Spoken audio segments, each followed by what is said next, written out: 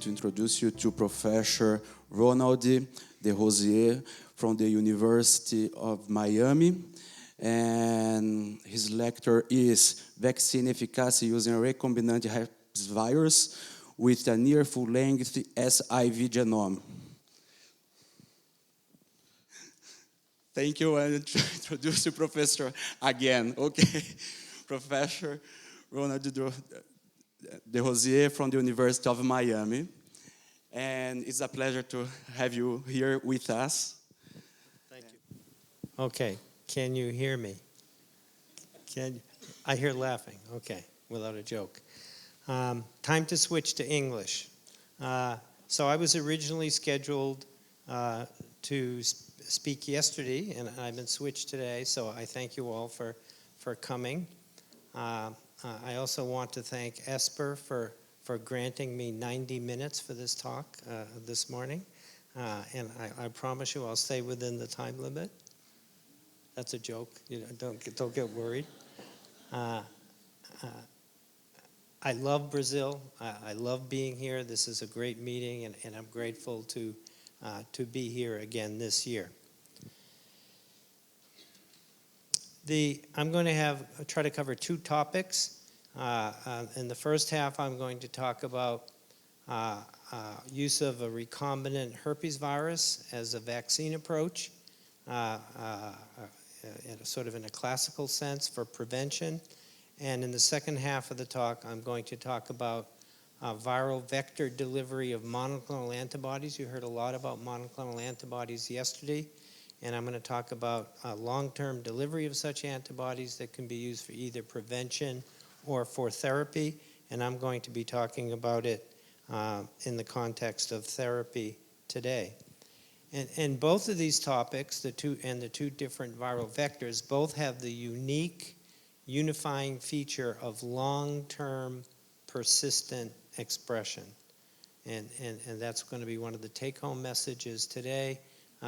The importance of long-term expression, long-term immune responses that are up, on, and active, and the fact that immunologic memory on its own is probably never going to be enough to protect against HIV. In terms of the first part, in terms of a vaccine approach, the barriers to an effective vaccine against HIV are enormous. And you heard about some of that in the previous talk. First point I would make is that as strong and high in magnitude is for the natural immune response to HIV, it does not control the virus. Despite these enormous cellular immune responses, antibody responses, in the absence of antiviral therapy, virus continues to replicate week after week, month after month. So for a vaccine, we're going to have to do better than the natural immune response. It's also important to know that the natural immune response does not routinely protect against superinfection. Studies from Julia Overbau's group and others have shown that HIV-infected people, despite their enormous immune responses to HIV, can go out and practice a high-risk activity and can be routinely superinfected with a different strain. So for a vaccine to be protective against HIV, it's going to have to do more than what the natural immune response does. Furthermore, as you saw in the previous talk, there's an enormous sequence variability, enormous. And we do not know at the current time how to construct an immunogen to cover this enormous sequence variability. And finally, we don't really know what we're looking for. We don't know what constitutes a protective immune response. So I've been a strong advocate over the years of trying to use monkey model systems to try to identify approaches that may show promise rather than randomly testing a variety of vaccine approaches in expensive human trials, to spend some time to try to define approaches with some promise of working. And my lab has been looking at recombinant herpes virus as a potential vaccine approach using monkey models. The potential advantages of herpes viruses are first is it has a large double-stranded DNA genome. So this double-stranded DNA genome can accommodate large amounts of genetic information, as you will see in my talk, and can accommodate it in a stable fashion. There's diverse members from which to choose, diverse members with different biologic properties, different target cells for replication, different target cells for persistence, and no way of knowing ahead of time whether one is going to outperform another. And finally, there's the important point of persistence. Once you're infected with the herpes virus, you're infected for life, and immune responses to the herpes virus persist in an up-on active fashion for the rest of your life. So if one can figure out how to elicit protective immune responses with a recombinant herpes virus, those immune responses are going to be there for the rest of your life.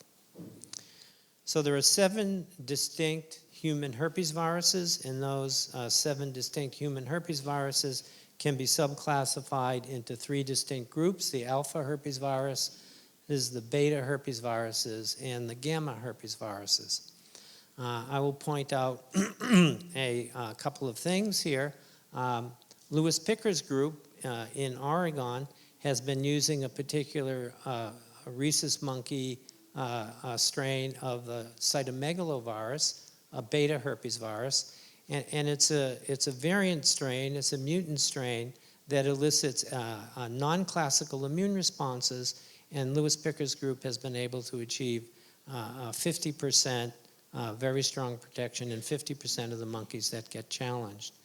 The virus I'm going to talk about is a gamma herpes virus, a monkey relative, a close monkey relative of the human herpes virus 8 that my laboratory discovered a number of years ago. The other thing I would like to point out is the varicella-zoster virus. So there is a replication-competent, attenuated strain of varicella-zoster virus that's been put into millions of people as the vaccine against chickenpox in children, and its recurrence as shingles in adults.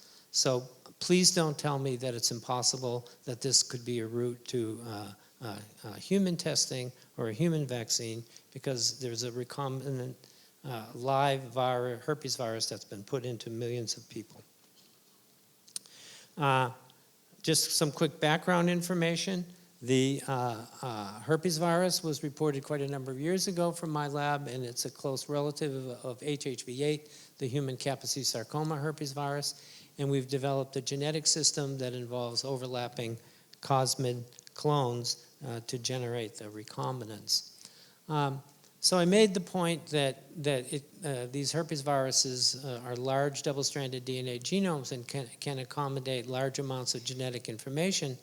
And so my group a year or so ago tried to, well, let's test that. Let's see what we can put in. And we set out to try to make a recombinant virus that we call RRV-NFL. That's not National Football League. That is near full length, containing a near full length SIV genome. So the entire genome of SIV and of HIV is about 10 kilobase pairs.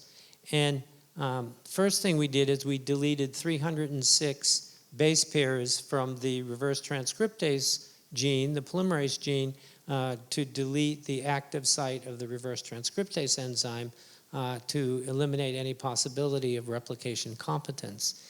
And in terms of the promoter, one of the constructs you'll see, we kept an intact LTR U3 region so that the expression of the SIV could come from the natural SIV promoter in the LTR, but we've also exchanged that with the CMV promoter or with other promoters.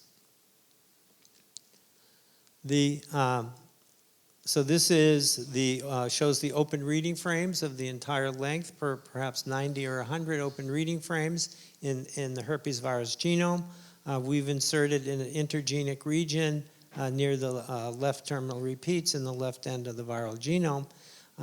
And as I showed you, we've deleted the active site of the reverse transcriptase enzyme to eliminate replication competence, and we've used several different promoters to drive expression.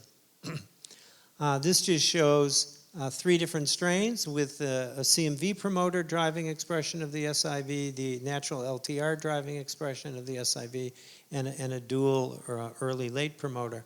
And with the antibodies that were available to us, we were able to show with each of these strains expression of the early gene product NEF, expression of the GAG protein, very nicely shown here, and expression of the envelope protein, and we have evidence that actually all 9 proteins are expressed from this recombinant herpes virus construct.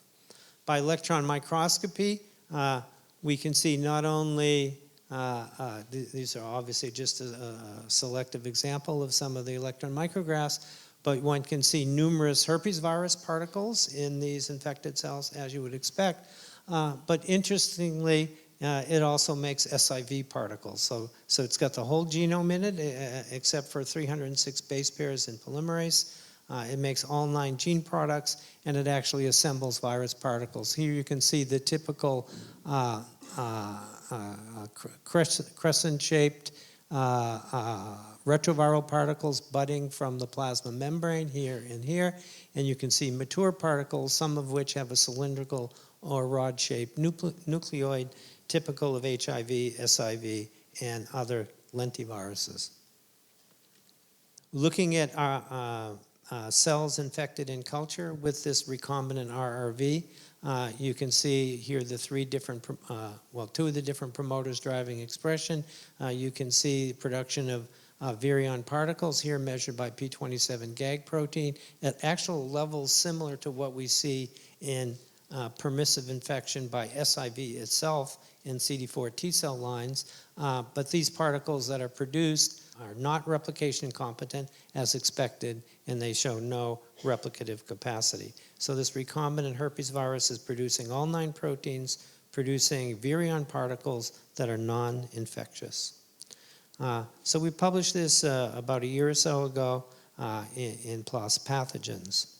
And to quickly summarize, the parallels between this recombinant herpes virus and with live attenuated SIV delta NEF and analogous strains. So such live attenuated strains of SIV have far and away provided the strongest vaccine protection against subsequent challenge.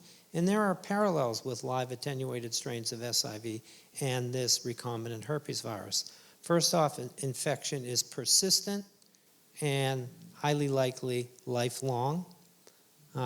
Greater than 95% of the SIV proteome is expressed from this recombinant herpes virus.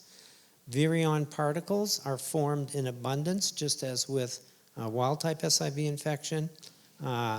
We've seen immune responses to all 9 SIV gene products, and these CD8 T cell responses and antibody responses are the T cell responses are maintained indefinitely in an effector differentiated state. We proceeded then to do a vaccine challenge experiment, which was just published in PNAS a month or so ago. What we used is we used the recombinant gamma-2 herpes virus that I just talked about, near full-length SIV genome insert, reverse transcriptase deleted, makes all 9 SIV gene products with the polymerase product being non-functional but still a protein product, assembles non-infectious virions, and we show in this paper it can provide protection against SIV MAC 239 challenge intravenous. This shows the antibody responses against envelope protein. You can see, as I've been telling you, nice persistence for 32 weeks following the administration of the recombinant vaccine strain. And we challenged these monkeys intravenously with very difficult to neutralize SIV MAC 239 and showed statistically significant protection against acquisition of SIV infection with a 79% reduction in the per exposure probability of infection. This is the only vaccine approach other than live attenuated SIV that has provided protection against acquisition of SIV, MAC 239.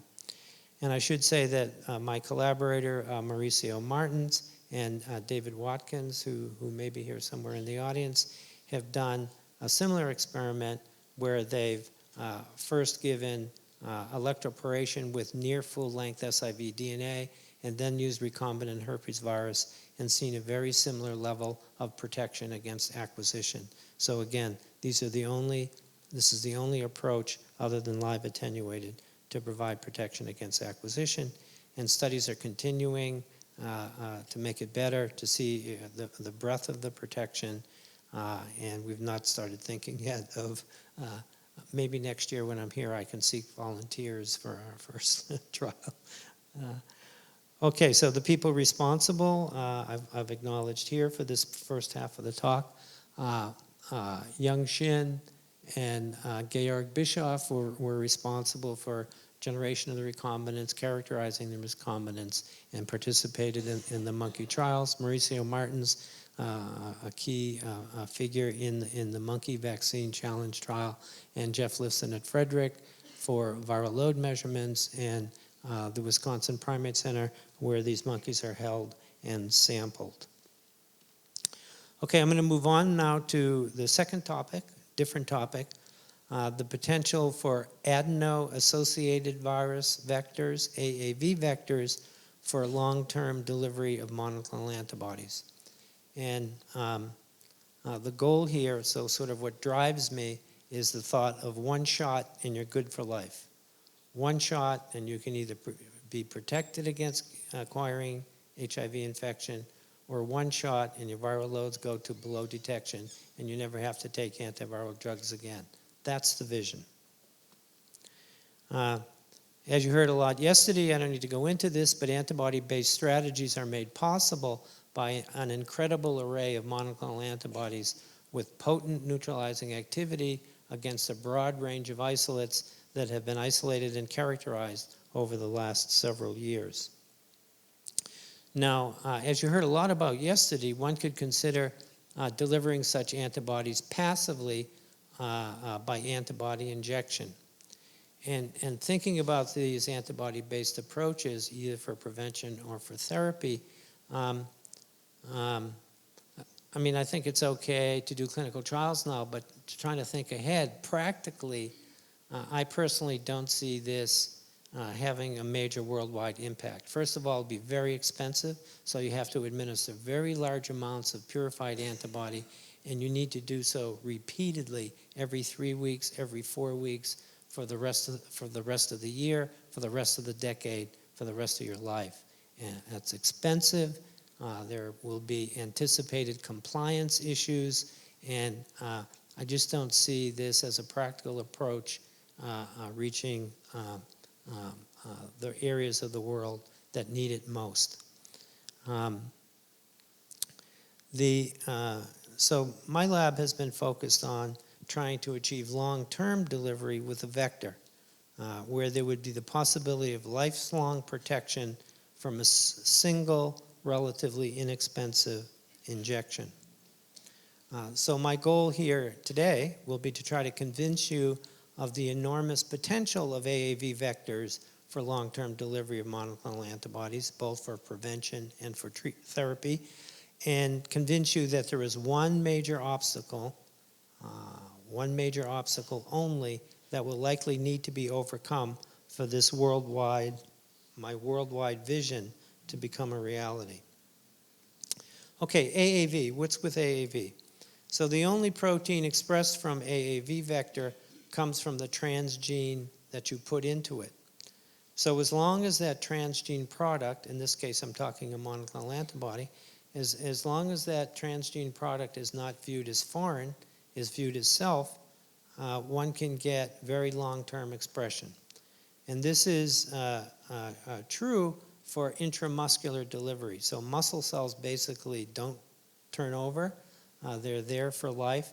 And if you can get your transgene into those muscle cells and expressed and not viewed as foreign, you can those cells can become factories and produce that protein product for the rest of your life. There's already a proven ability to achieve long-term expression, and I'll show you data for that from my lab. There's an outstanding safety record in human gene therapy trials, so AAV vector has become the vector of choice for replacing protein products missing in hereditary disorders, and there is little or no integration of AAV vector DNA into host genome sequences, helping to ensure the safety of this approach. This is basically the vector design. The packaging limits for DNA in the AAV vector is just about 'enough to accommodate expression of heavy and light chains. What we've used is a bicistronic vector with a promoter near the 5' end, heavy chain, sequences between heavy and light chain to ensure proper cleavage, an F2A self-cleaving peptide separated by a linker from a furin cleavage sequence to create the exactly authentic C-terminal end of the heavy chain, and then the light chain sequences and the 3' end. This is one of the first monkeys we did, a monkey we call our star performer, 8405, delivering a particular rhesus monkey monoclonal antibody called 5L7. And this monkey has now been making approximately 250 microgram per ml of this monoclonal antibody for more than 6 years. One injection, one intramuscular injection, 3 to 5% of all the IgG in this monkey is the monoclonal antibody coming from its muscle cells 6 years later. Okay? Long-term delivery, efficient delivery. So now I'm going to tell you about a therapy trial where we infected 4 monkeys with SIV 88. And you can see these 4 monkeys have viral loads in the range of what is typically seen in HIV-1 infected people who do not go on antiviral therapy. A low end being about 1,000, high end being about 10 to the 5th RNA copies per ml of plasma. So in this therapy trial, I think I missed a slide here, but in this therapy trial, we went 86 weeks of SIV infection, no antiviral drug treatment. At week 86, we administered AAV vector, making 3 monoclonal antibodies, 10E8, 3BNC117, and 101074, 3 different specificities, CD4 binding site, V3 glycan, and GP41 MPER region. And in the left panel here with 10E8, these are the 10E8 levels we measured. Little or no 10E8 delivered to this monkey. Why not? You can see in the right panel antibodies to 10E8. So the 4 monkeys in the study did not recognize this 10E8 monoclonal antibody as self. They made an immune response, antibody response to it, and that drove 10E8 levels to below the limit of detection. What about 3BNC? Well, we did get successful delivery in 1 monkey with a 3BNC, and you can see the anti-antibody responses here on the right. That 1 monkey is the 1 monkey that had little or no anti-antibody response, and the other 3 monkeys had quite strong anti-antibody responses, and we had little or no delivery of the 3BNC117. And with 101074, we did better. 2 or 3 of them had decent levels of delivery, and again, the levels of delivered antibody correlated very nicely with the magnitude of the anti-antibody response. It turns out that one of the monkeys, the monkey shown in red here, monkey 2438, did get 2 of these antibodies delivered at nice levels, 3BNC117 and 1074, long-term delivery at good levels. So what does that monkey look like? Illustrations of this anti-antibody problem, that's going to be one of the take-home messages here. This is the 10E8 antibodies with a sort of expanded scale. And you can see one delivers the AAV, 10E8 levels start going up nicely, but bang, here comes the anti-anti, and the 10E8 levels drop to below detection. This is a pattern that we've seen over and over again.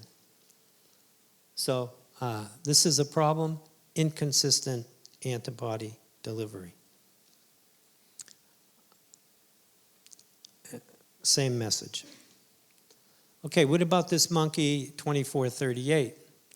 So again, 86 weeks of SIV infection, no antiviral drugs prior to AAV, during AAV, or after AAV. And after the delivery of these 2 monoclonal antibodies with the AAV vector, you can see a precipitous decline in viral loads to below detection of 15 copies of RNA per ml of plasma. And viral loads have remained below the limit of detection for 40 successive measurements for over 3 years. One administration, complete suppression, no antiviral drugs. This is what drives me. This is the vision. We've got to get every monkey and then every person like this viewing the delivered antibody as self, and we can get this one shot and you're good for life. So we started looking at, well, this is impressive suppression. What other measurements can we make? One measurement that we made was anti-P27 virus antibody levels, and you can see this is the time of SIV virus infection, and you can see antibodies to P27 GAG rise to high levels. We administered the AAV, monoclonal antibodies was delivered, viral loads dropped, and anti-P27 antibodies over the next 60 weeks or so dropped over 20-fold. This sort of drop in anti-GAG antibodies is not typically seen in individuals that go on antiviral drugs. So there's a nice study from Steve Deeks where he took 10 people who, where he measured anti-P20 GAG antibodies prior to going on antiviral drugs, followed them for 4 years. He did not see any kind of drop like this, but this does resemble the drop that was seen in Timothy Brown, the Berlin patient.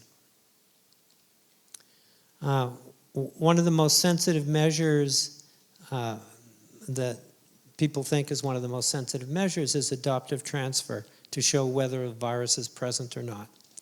And that is taking a lymph node out of the individual monkey, making a single cell suspension, and transferring that to a naive recipient to see if the recipient becomes infected. And we did this in February 2017. I think I skipped this is actually our second adoptive transfer attempt. The first adoptive transfer attempt using one lymph node failed. In the second attempt, we used 3 entire clusters of lymph nodes. A total of 139 million lymph node cells were adoptively transferred into a naive recipient monkey, and the recipient monkey did not become infected, has not become infected. So we started to think, oh my God, could this monkey actually be cured? And the monkey is not cured in the sense of the Berlin patient, but it is a very impressive functional cure. We have now made 3 successful SIV recovery attempts using large numbers of CD8 depleted PBMC. So there is recoverable virus present in this monkey. But the sequences of the viruses that we have recovered are consistent with a very low number of cells and a virus that's coming from an old reservoir early in the course of infection prior to the AAV antibody delivery because the virus is only minimally evolved from the clone virus that we put into it. We've made attempts to try to reproduce this monkey. We have done 2 6-monkey experiments. 6 of the monkeys got the 3BNC 117 10-10-74 combination, and the other 6 monkeys got a new combination of 4 different antibodies. We used AAV8, which has been reported to be less immunogenic than the AAV serotype that we used in the first study. We put in the possibility of boosting after a period of tolerance, and we've used another approach to help with tolerization. But unfortunately, again, it's the same problem occurred. You can see a brief decline in viral loads, but they jump back up, and they jump back up because the delivered antibody levels go to undetectable levels because of an anti-antibody response. But we do have 2 of the monkeys that have achieved some level of suppression here. Certainly not as good as the 2438 monkey that I just showed you, but the levels of delivered antibody in these 2 monkeys also are nowhere near as good. But you can see some level of suppression from the time of administration, but we had a ways to go to achieve consistency. So this work with the 2438 monkey, which has been dubbed by people in the field the Miami monkey. So the description of the Miami monkey and follow subsequent studies and the characterizations are just published a few weeks ago in the journal Immunity. Does this ADA, so ADA, anti-drug antibodies, or what I've been calling anti-antibody response, is this a problem that results from trying to deliver anti-HIV monoclonal antibodies of human origin to rhesus monkeys? So we have rhesusized these monoclonal antibodies by converting the constant regions to rhesus monkey sequences. And will this problem go away when we use AAV to deliver such antibodies to humans? And the answer is a resounding no. So just a few weeks ago, the first study of AAV delivery of monoclonal antibodies was published.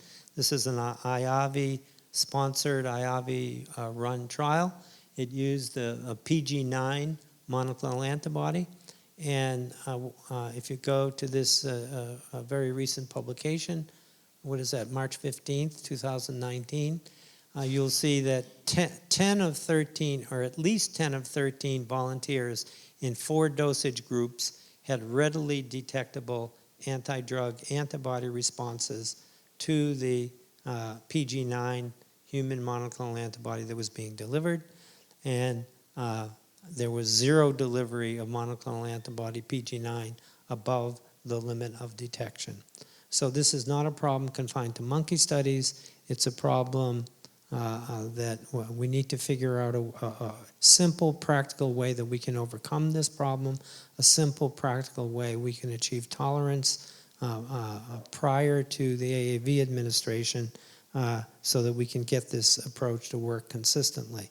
But I would say the results that we have to date, including the first monkey that I showed you that has been making high levels for 6.5 years, and the results I've shown you on this Miami monkey, that when you do get successful delivery, in this case it was only 2 monoclonal antibodies, the results that one can get are startling. Yes, it's only 1 case. The Berlin patient was only 1 case, and it's changed the entire landscape of how scientists are thinking, and I think it shows the power of this approach when we can get it to work consistently.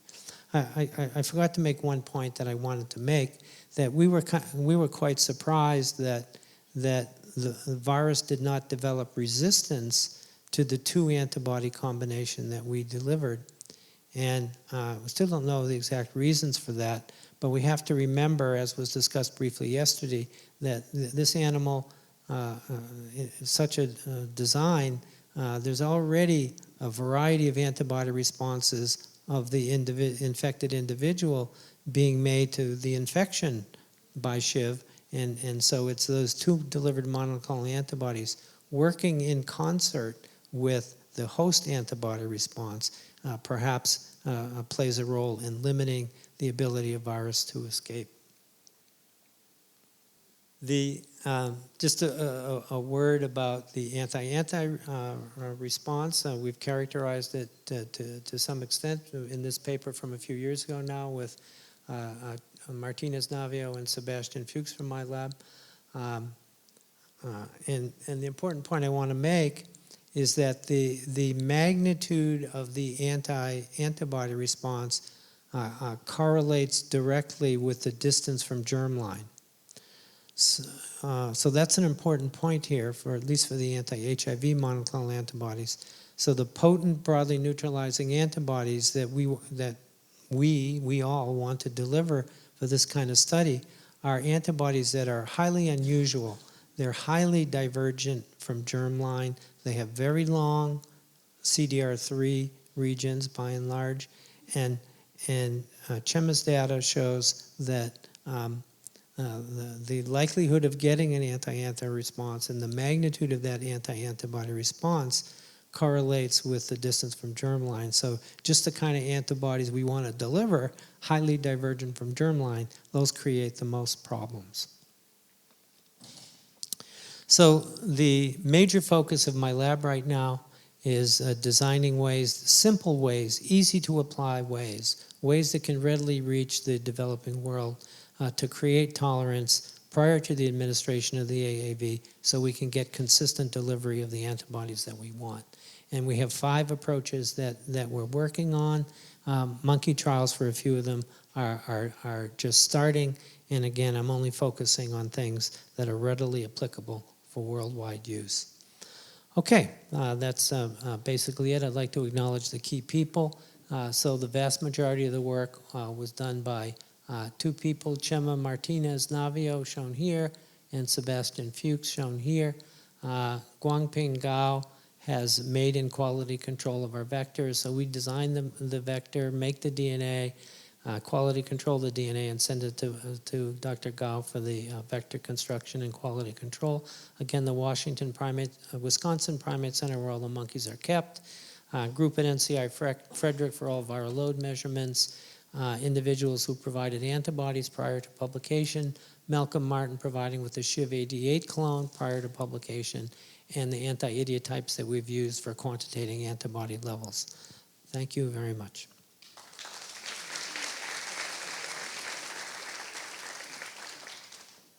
Professor, thank you for a grateful lecture. Are there any questions to be made? Thanks, Ron, for a exciting presentation. I'd like to ask you one question. So, when you use AAV vectors, they all have a distinct tissue specificity. And have you? AAV, you're talking? AAV. And have you been able to look at where your viral vectors went to?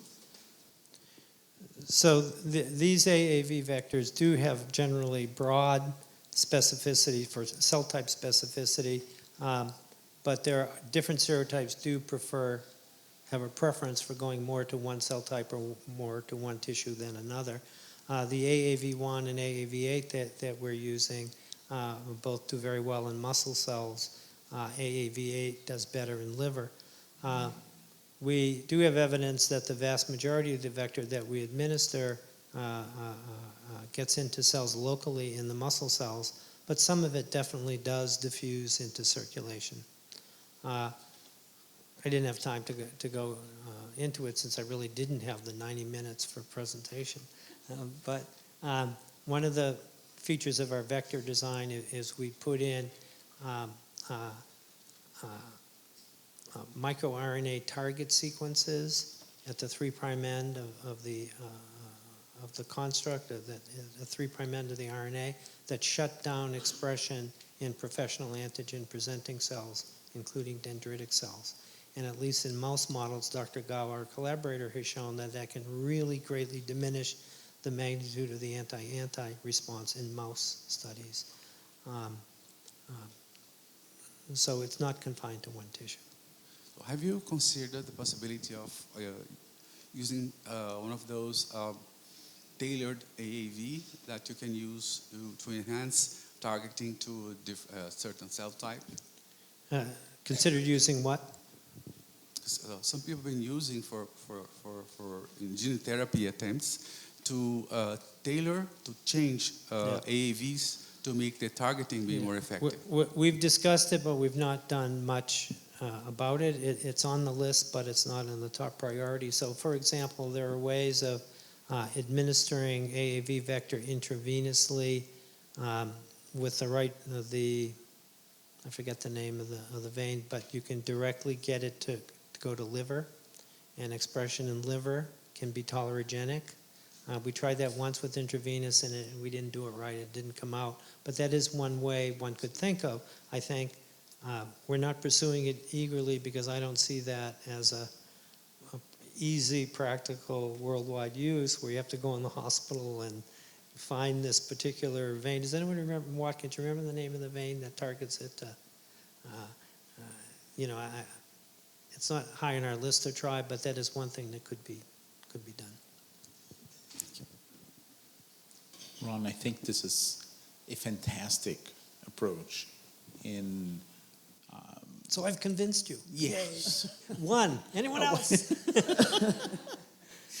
But my question is, do you anticipate the anti-anti as being a major problem for the antibody, the clinical trials using BNAbs from now on? And what are what is your vision to overcome this problem? Because there are many in the pipeline. The studies are a list of studies have been presented to us that are about to start, and I'm not sure whether we're gonna invest too much at the moment without solving this issue. Yeah, I think I'm fully supportive of seeing these human trials of AAV vectors go forward. We need to know those results. I think the degree of immunogenicity is going to vary with the antibody. The degree of immunogenicity is going to vary with the AAV vector you use, the dose you use. Given the results of the first trial, I don't think the problem is going to go away simply. I think it's going to be a problem to one extent or another that we need to use the monkey models to address. Do I think we can find simple, readily applicable approaches that will solve the problem? If I thought that we weren't going to be able to do it, I'd retire. I think we're going to be able to do it. Sorry, my voice cracked there. Anything else? We have a question here. I try to reproduce. Can you try to sorry? Can you try to immunosuppress the individual before application of the mAbs? Try to reduce EDA. Yes, that is an approach we've considered. But again, I'm really focusing my efforts on simple, readily applicable approaches. And I think if you need to do CD20 or whatever approach one uses for immunosuppression, is going to require hospitalization to one extent or another. But at least detailed follow-up, and maybe at some point I'll go to that, but the approaches that we're looking at are much simpler. I'll tell you one. So for example, there's an extensive literature showing that oral administration creates tolerance. So if you feed mice ovalbumin orally for a week or two, and then you try to go to induce ovalbumin responses, you don't get them because they're now tolerant. So we're in the process of doing a monkey trial right now where we're administering antibody orally for 2 weeks, and then we're going to go in with the AAV. If that works and if that does it, that's simple, readily applicable. Okay, someone goes to the doctor, they say, okay, go home and take this pill for 2 weeks. Come back, I'll give you a shot, and you're good for the rest of your life. Thank you. Then you give just the antibody orally or the AAV? For right now, just the antibody. So in the experiment that we're doing, we're giving the antibody orally. And then the vector, we've created a new vector that's depleted of CpG dinucleotides. So the AAV has a tendency to induce quite strong innate immune responses, and that can be diminished, we hope, by depleting the CpG. So Sebastian Fuchs in my lab has made a variety of levels of CpG depletion, tested them in vitro, and we now have a vector depleted of over 90% of the CpG dinucleotides that still expresses very well, and we're going to use that. So those two are what we're using now. We can potentially build in subsequent rounds, diminishing the, again, there's no expression of AAV proteins from the vector, but there is a large amount of AAV virion proteins that get taken up by the cell, and those trigger a pretty strong innate immune response, and that leads to adaptive immune responses. And we're hoping the CpG depletion will diminish the innate immune responses enough to take us where we want to go. But we could consider that. Are there any more questions? Thank you all. I love Brazil.